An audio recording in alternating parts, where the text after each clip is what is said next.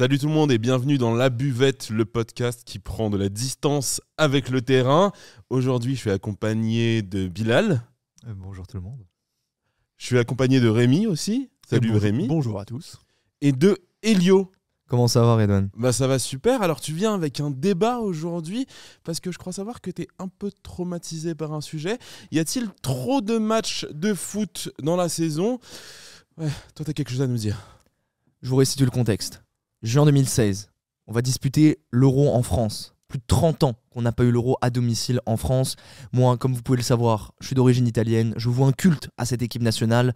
L'Italie à l'Euro 2016, on sort d'une Coupe du Monde 2014 complètement foirée où on a perdu contre le Costa Rica. Donc oui, donc ça fait mal. On est là, on repart, on est dans une poule avec la Belgique, l'Irlande et la Suède. On peut passer les poules. J'ai beaucoup d'espoir dans cette équipe. Et là, j'apprends 2 semaines avant la blessure de l'homme de cristal, je pourrais l'appeler comme ça, Marco Verratti, milieu de terrain du Paris Saint-Germain, qui se blesse encore. J'apprends aussi la blessure de Andrea Pirlo, légende absolue de l'équipe nationale italienne. Je m'en suis toujours pas remis, voilà, parce qu'en plus, on va dire que les années qui ont suivi ont été très très difficiles, mais ça me permet de vous parler d'un sujet qui tient à cœur à tous les fans de football, les blessures, hein. Mais même Orelsan en parlait déjà en 2009 dans son album La Fête est finie. C'est le retour de la légende de Jimmy, même si je peux craquer à tout moment comme les jambes de Djibril. Les jambes de Djibril Cissé, ça nous a tous traumatisés, ça. Ah voilà, il mettait des ish à Auxerre, hein, avec le maillot PlayStation, on s'en souvient tous. Voilà, les blessures dans le football, ça a toujours existé, mais on va dire que ces derniers temps, le phénomène s'est beaucoup plus accéléré, hein. On sait que cette année, c'est la Coupe du Monde au Qatar, que le calendrier a été complètement chamboulé, on n'a jamais vu ça, une Coupe du Monde en plein hiver. Du coup, on doit jouer. Il y a des matchs à faire, il y a des investisseurs à contenter. Du coup, il faut que ça joue. J'ai une pensée pour Christopher Nkunku qui a joué plus de 20 matchs en cette saison.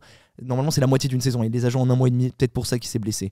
Alors, c'est le rapport avec le rythme des matchs, tout simplement.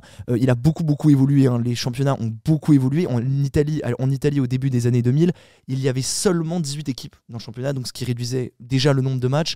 On a décidé qu'il fallait en mettre plus pour augmenter, voilà, le niveau de certains championnats.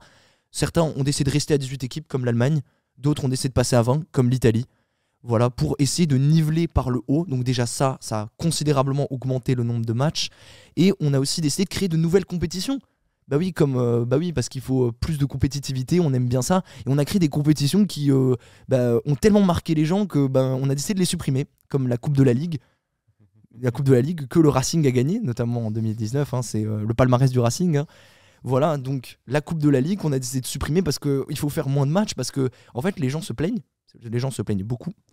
Mais sinon, pour revenir à cette saison et aux dernières saisons, en 2020-2021, la saison Covid, la Ligue 1 2019-2020 doit s'arrêter. Et on décide de reprendre le championnat en septembre, alors que d'habitude les championnats reprennent en août. Et donc il faut jouer parce que les consommateurs, ils ont besoin, les investisseurs, ils ont besoin d'argent, ils ont envie, on a tous envie de voir nos équipes jouer. Et donc du coup, ça commence à ce moment-là. Et on a atteint clairement l'apothéose cette saison 2022-2023, où on a fini la phase de poule de la Ligue des Champions qui normalement se termine à la mi-décembre. On l'a terminé début novembre. Donc pour vous dire déjà à ce niveau-là, ou même les championnats, on joue des matchs le mardi et le mercredi, des matchs de championnat, pour pouvoir contenter les supporters, et même pour que calendrier, il faut aller vite, toujours plus vite. Donc un match tous les 3 jours à peu près. Un match tous les 3 jours. Donc déjà, rien que pour ça. Et en fait, ça contente beaucoup de gens. Mais après, il faut pas oublier que derrière ce rythme de match, il y a des joueurs, il y a des corps. Il y a des même si on ne perd pas le nord, que ce sont des personnes privilégiées qui gagnent des millions d'euros, il y a quand même un certain rythme à tenir. Certains coachs s'en plaignent très régulièrement, notamment Jürgen Klopp ou encore Pep Guardiola, qui disaient que on n'est pas au basket. Au basket, on peut enchaîner les matchs, mais au football, on court des distances qui sont beaucoup plus longues.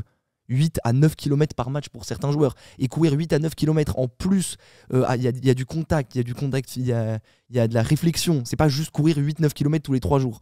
C'est beaucoup plus, c'est tout un rythme de vie. On se concentre beaucoup plus sur cet aspect physique, beaucoup plus qu'à l'époque. Moi, j'avais envie de vous parler de ça, parce qu'on est en train d'idolâtrer des mecs qui ne pensent qu'à ça, qui n'ont plus que ça, que le ballon. Quand on voit Erling Haaland qui dit je dors avec mes ballons, ça fait rire, ça fait sourire, on voit son rythme de vie, mais d'un côté ça fait presque un peu peur. Genre qu'on est en train de montrer cet exemple-là. Je vous parle de ça parce qu'au début des années 2000, certains footballeurs n'avaient pas que ça dans la tête. Je pense à Ronaldinho qui a gagné un ballon d'or, mais lui c'était la fête aussi. C'était aussi pour ça que c'était une espèce il avait beaucoup de charisme, parce que le foot c'était pas toute sa vie, il avait autre chose à côté. Là, de plus en plus, on est en train de montrer aux enfants que en fait il faut faire que ça. Si tu veux percer dans le foot, parce que le monde du sport de haut niveau est un sport ultra compétitif, il y a peut-être un côté positif, je vous l'accorde, de montrer des gens qui prennent soin d'eux, qui font des choses. Mais moi, je vous pose la question aujourd'hui, est-ce que c'est vraiment ça qu'on a envie de montrer à nos enfants, des mecs qui se butent tout le temps à ça, quitte à mettre leur santé en danger? Zlatan Ibrahimovic s'est fait injecter du collagène dans les genoux pour pouvoir continuer à jouer après 40 ans alors qu'il a plus de ligaments dans les genoux. Est-ce que c'est vraiment ça? C'est la question que je vous pose aujourd'hui. Est-ce que c'est ça qu'on a envie de montrer à nos enfants? Bilal, peut-être, tu veux réagir? Alors déjà, j'apprécie l'astuce de finir sur un exemple un peu choc d'un homme qui n'aurait plus de ligaments, qui s'est fait injecter du collagène. Moi, j'ai une petite question toute simple. Déjà, tu as utilisé tout à l'heure un argument qui était le passage de 18 équipes à 20 équipes en Italie, si je ne me trompe pas, pour niveler vers le haut. Vers le haut, oui. C'est drôle parce qu'en France, j'aime bien cette idée de vouloir niveler juste en changeant le nombre d'équipes, parce qu'en France, c'est l'inverse. On se dit, il y a 20 équipes, on va niveler vers le haut en enlevant 2 équipes. Déjà, bon, je trouve ça drôle, la logique comme ça dans le foot. Après, par rapport au rythme des matchs, tu t'inquiètes pour les footballeurs, c'est tout à ton honneur. Maintenant, moi, je me demande qu'est-ce qu'eux en pensent. Qu'est-ce que les joueurs en pensent? Est-ce qu'ils sont tous du même avis? Est-ce qu'un Cristiano Ronaldo a le même avis? Je sais pas, qu'un joueur il y a Liénard à Strasbourg. Est-ce que tu sais, toi, les joueurs, qu'est-ce qu'ils en pensent? En fait, je pense que les joueurs, eux, n'ont pas totalement leur mot à dire, parce qu'ils sont sous contrat, ils ont des choses qu'ils peuvent tout simplement pas dire.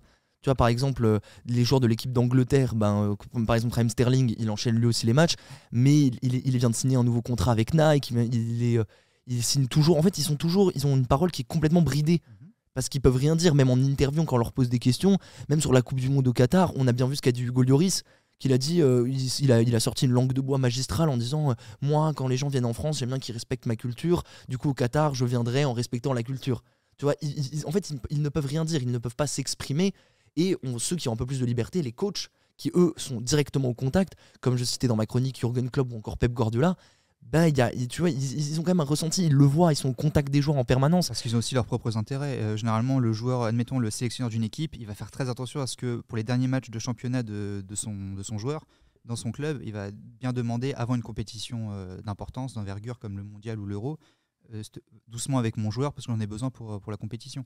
Ça, je l'ai bien compris, mais je pense qu'il y a quand même certains joueurs qui se font entendre, qui peuvent se le permettre.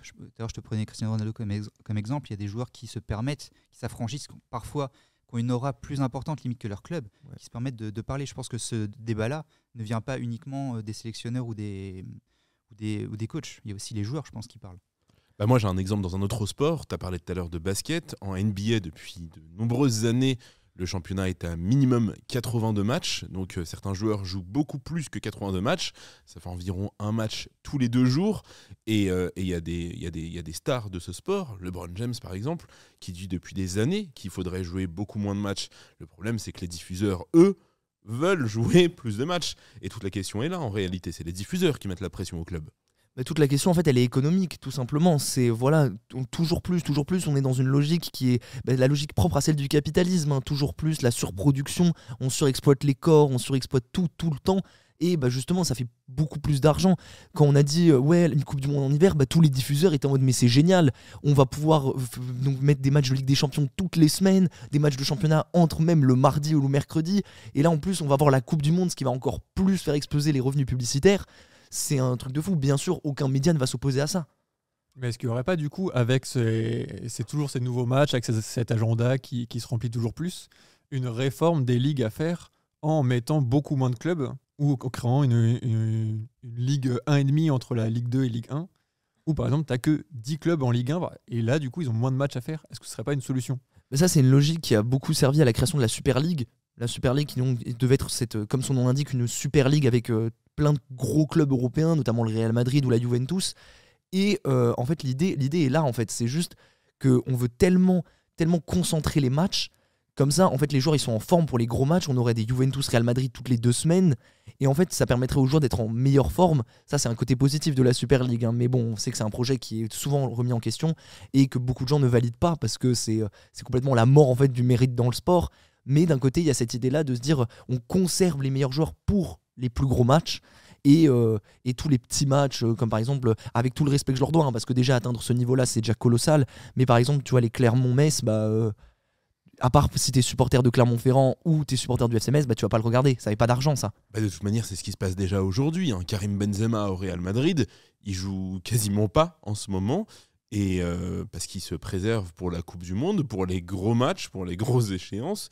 Et on l'a vu faire l'impasse sur plein de matchs de Liga qui n'avaient pas d'intérêt pour lui. Oui, c'est le cas, mais c'est pas le seul joueur qui a fait ce choix-là. Je pense notamment à Messi ou encore Neymar qui ont été mis sur le banc. Et d'un côté aussi, c'est compréhensible parce qu'il y a aussi ce côté-là aussi du joueur. On a vu les larmes de Amin Harit quand il est sorti sur blessure, sur brancard. Alors à une semaine de jouer la Coupe du Monde, c'est aussi des rêves d'enfant. Parce qu'il y a des êtres humains derrière ces joueurs. Et il y a aussi, quand on a grandi toute notre vie en attendant de jouer peut-être une Coupe du Monde, parce que jouer une Coupe du Monde, c'est quand même un niveau qui est stratosphérique, atteindre ce niveau-là. Et donc, du coup, moi, je pense qu'il y a aussi ce côté-là du joueur qui ne peut pas s'exprimer.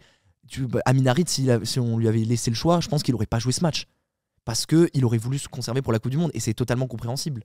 Après, je vais me faire l'avocat du diable, mais j'ai plein d'amis qui sont fans de foot, qui ne vivent que pour le foot, et pour qui un match tous les 3 jours, c'est hyper important. Ça rythme leur vie, et eux, ils s'attendent, vu que leurs idoles sont grassement payés, à ce qu'ils soient performants, en forme, tous les matchs. Ça, je le comprends totalement, mais après, il y a des limites. Et dans les années 90, le rythme n'était pas aussi effréné. Et l'époque, pardonnez-moi l'expression, mais l'époque de nos grands frères, de nos parents, même dans les années 80-90, il n'y avait pas des matchs autant. La Coupe du Monde, il y avait moins d'équipes.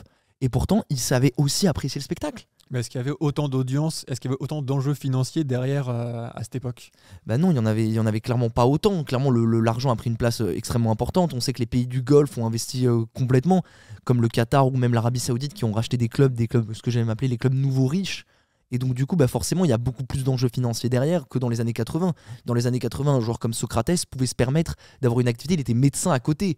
Aujourd'hui, imaginez le truc de fou, genre un footballeur qui serait médecin, quoi. Après, Socrates, c'est un exemple particulier, parce que tout à l'heure, tu parlais d'exemples qu'on doit donner à nos petits frères, à nos gamins.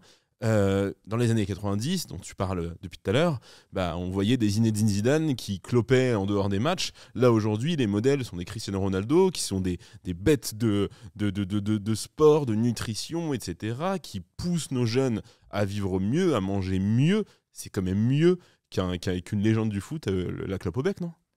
Moi, je pense que je suis totalement d'accord sur le point de dire oui, mais moi, ce que je veux dire, c'est que c'est pas que ça la vie, en fait.